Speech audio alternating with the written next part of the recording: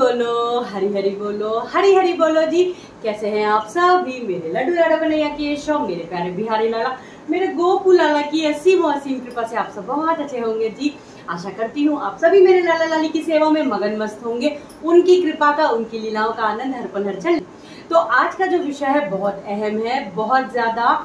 वैसे मैं पहले भी ये चीज शेयर कर चुकी हूँ कि एकादशी पे, जैसे निर्जला एकादशी आ रही है, सारी एकादशियों से ये निर्जला एकादशी तो खैर बहुत अलग है, क्योंकि इसमें आपको जो भी व्रत रहेगा वो निराहार और निर्जल रहेगा। तो ऐसे में हम लड्डू गोपाल की अपनी सेवा कैसे करेंगे, उनको भोग क्या लगाएंगे, यदि पूरा परिवार के साथ में हो आप तो उनकी सेवा कैसे करें, भोग क्या लगाएं, और यदि आप अकेले हो किन्हीं परिस्थितियों के कारण, जैसे आप कॉलेज में हो या आप कहीं ऐसे अभी रह रहे हो जहां आप लाला की सेवा अकेले कर रहे हो, तो आप भोग सेवा कैसे करेंगे, और यदि आप हस्बैंड वाइफ है दोनों का ही उपवास होगा तो पूजन सेवा कैसे करेंगे। तो चलिए जल्दी से शुरू करते हैं ब्लॉग को। हरि बोलो। तो जी देखिए, सबसे अहम बात कि लाला लाली का मैं हमेशा कहती हूँ कभी भी कोई भी उपवास नहीं होता है, क्योंकि लाला लाली बहुत छोटे हैं और इनको बहुत भूख लगती है। गैया चरा के आते हैं रोज डेली, और शाम को 4 से 5 बजे के बीच में तो लाला को लाली को सबसे ज्यादा भूख लगती है जी। अब बात आती है कि यदि आप पूरे भरे परिवार में हैं, तो देखिए अगर आप पूरे भरे परिवार में है तब तो जो भी आप भोग प्रसादी बनाएंगे वो आप, जिनका उपवास ना हो, घर में कोई ना कोई ऐसा जरूर होता है जिनका उपवास ना हो, आप उनको वो भोग प्रसादी दे सकते हो। लेकिन यदि आप अकेले रह रहे हो तो आपको जो सेवा करनी है, देखिए लाला की जो सेवा होगी वो बिल्कुल, पहली चीज तो मैं बता दूं कि लाला का लाली का कभी कोई व्रत नहीं होता, जैसे मैंने बताया। तो उनको जो आपको भोग लगाना है वो जैसे आप लगाते आ रहे हैं वैसे ही भोग लगाना है। आपको उस दिन चावल का भोग तो एकादशी में बिल्कुल छूना भी वर्जित है, तो चावल का भोग नहीं लगेगा। बाकी अन्य का भोग में आप पूड़ियों का, सब्जी का भोग आप आराम से मैं लगाती हूँ। देखिए ये मेरे भाव है, और क्योंकि मेरे लाला लाली का कोई भी उपवास नहीं होता है तो मैं जरूर लाला को लाली को एकादशी वाले दिन भोग लगाती हूँ जी। फिर बात आ जाती है कि उस दिन आपका निराहार व्रत रहेगा, क्योंकि आप सारी एकादशियों में तो आप जो फलाहार बनाते हो वो लाला को भोग लगा देते हो। तो देखिए आपको क्या करना है, सुबह जो आपको भोग लगाना है, सर्वप्रथम आप ब्रह्म मुहूर्त में उठे, जैसा मैंने पहले बताया है, लाला को जगाइए, लाला को पंचामृत स्नान कराएं तो अति उत्तम है। यदि किन्हीं कारणवश आप पंचामृत स्नान ना करा पाए तो आप उनको चंदन से भी स्नान करा लेंगे तो भी लाला बहुत प्रसन्न होते हैं। चंदन का स्नान भी उनका अति प्रिय स्नान है जी। स्नान कराने के बाद में आपको जो वस्त्र धारण लाला को कराने हैं, लाली को कराना है, बहुत हल्का वस्त्र पहनाइएगा लाली को।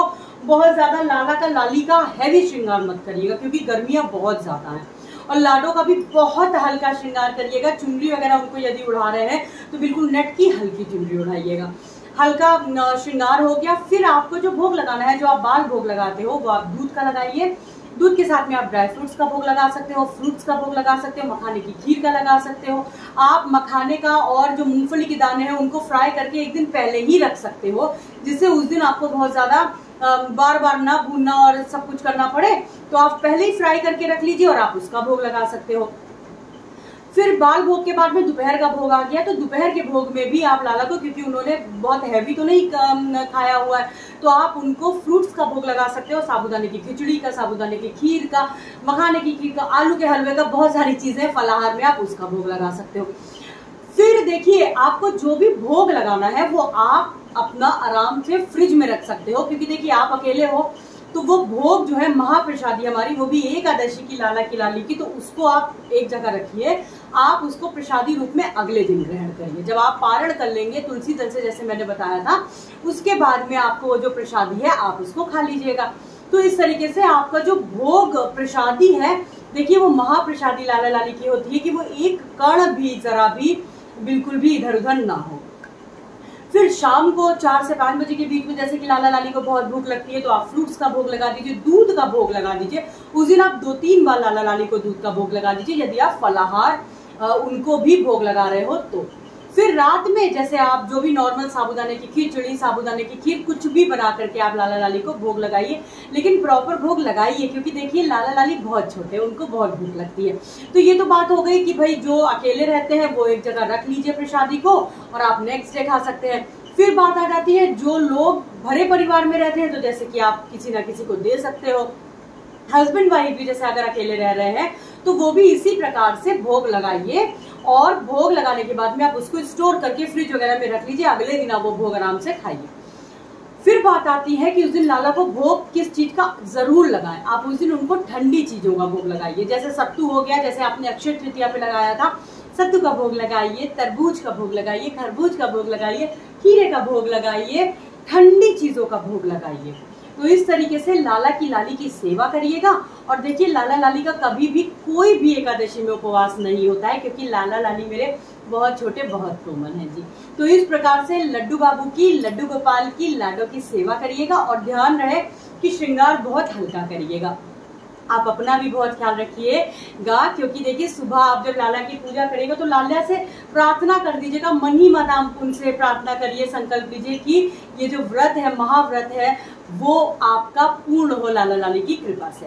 तो बस आपका भी देखिएगा व्रत बिल्कुल पता ही नहीं लगेगा, और लाला लाली की कृपा से आपका व्रत भी पूर्ण हो जाएगा। तो उस दिन आपको भी बहुत ख्याल रखना है।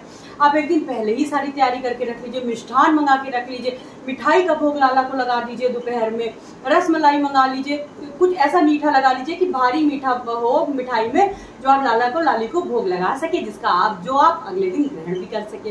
तो इस प्रकार से आपको लड्डू गोपाल की सेवा करनी है निर्जला एकादशी पे, श्रृंगार हल्का करके, और अच्छा सा सुंदर सा उनको वस्त्र पहनाइए, लेकिन हल्का। तो आज के लिए बस इतना ही।